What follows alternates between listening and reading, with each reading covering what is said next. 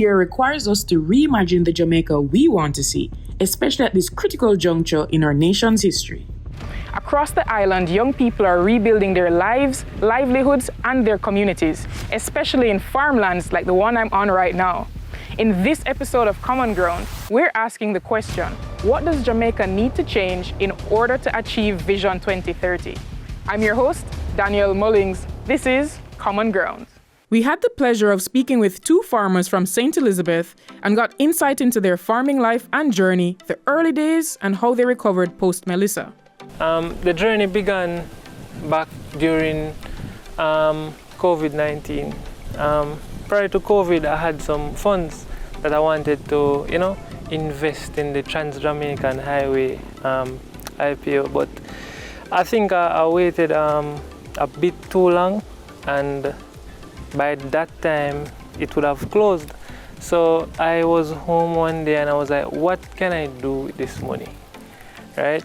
However, there's a really big farm in the back of my house at the time, and the idea came to me to buy two pig with the money, and that's exactly what I did.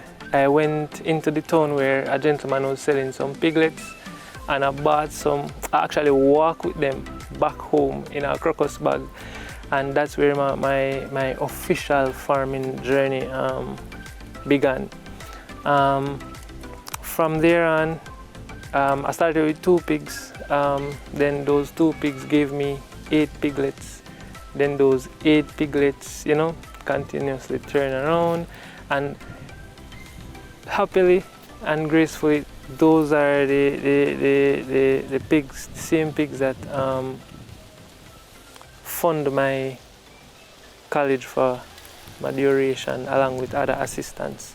So each semester I could look forward to selling maybe about 8 pigs, 5 pigs to fund my tuition. So that's where the journey began. So after the hurricane,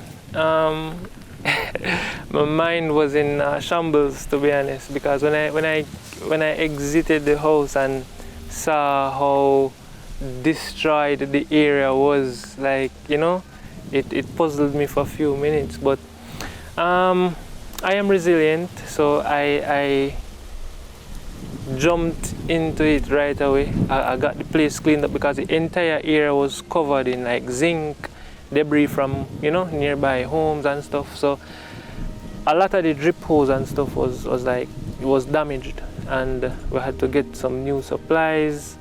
And happily I had some suckers that I had planted prior to the hurricane. So those are what we are looking at now.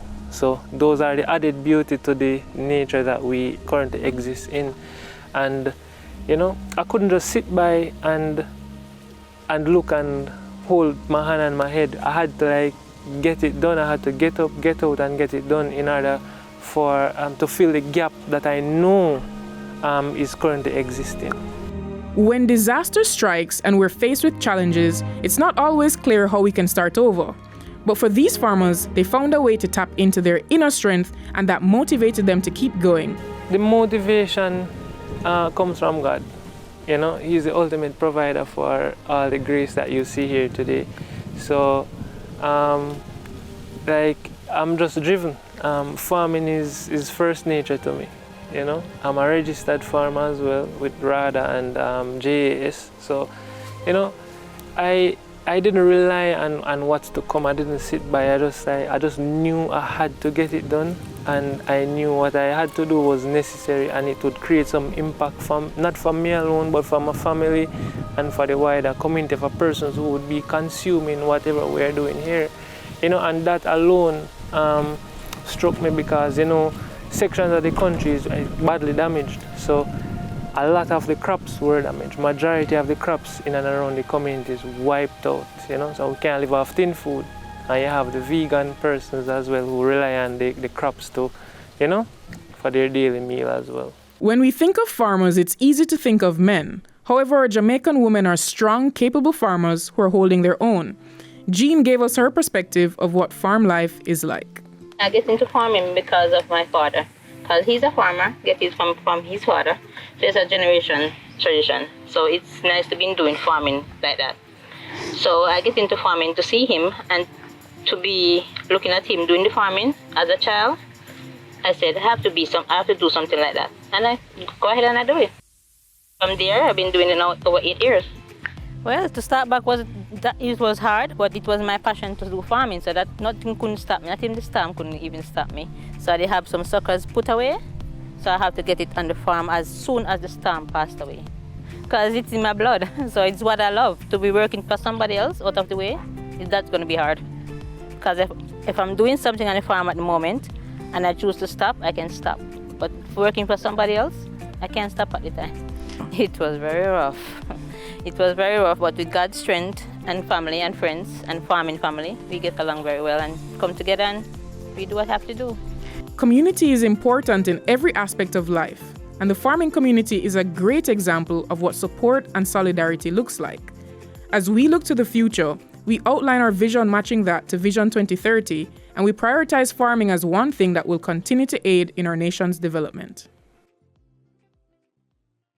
Youth farming is significant to the growth and development of our country. As any Jamaican should know, our food import bill is excessively high. And I think the more we produce is the more we should be able to decrease the amount of imports that we take.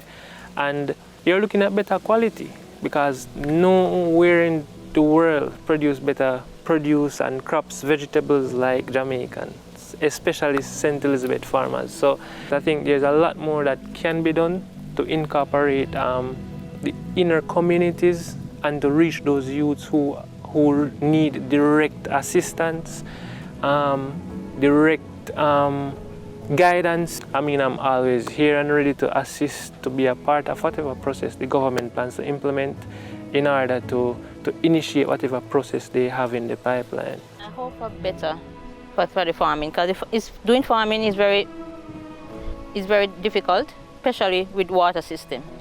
It's very hard doing that, because we have to buy a lot of water to supply our farms. We talk to each other mostly about farming.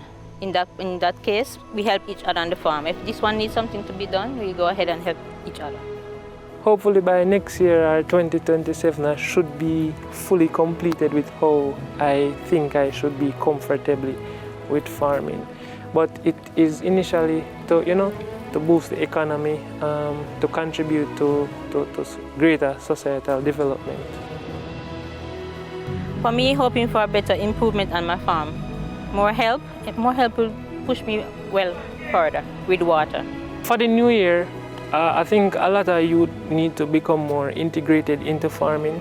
I think Melissa came and shows the importance of food production and the need to be resilient and the ability to be steadfast and focused. So I think a lot more youngsters need to I mean, it's an expensive venture, as I explained earlier, but you just need to start, right? And once you start, it can only get greater from there. And you need to be focused, you need to be goal-oriented. A lot of you tend to shy away from farming, but I am standing here as a living testament throughout different types of production in farming to say it's an excellent area. Clearly, it's not the only area that I'm involved in, but it's the main driver behind any country's economy, any family, any development, any form of growth that you can think of.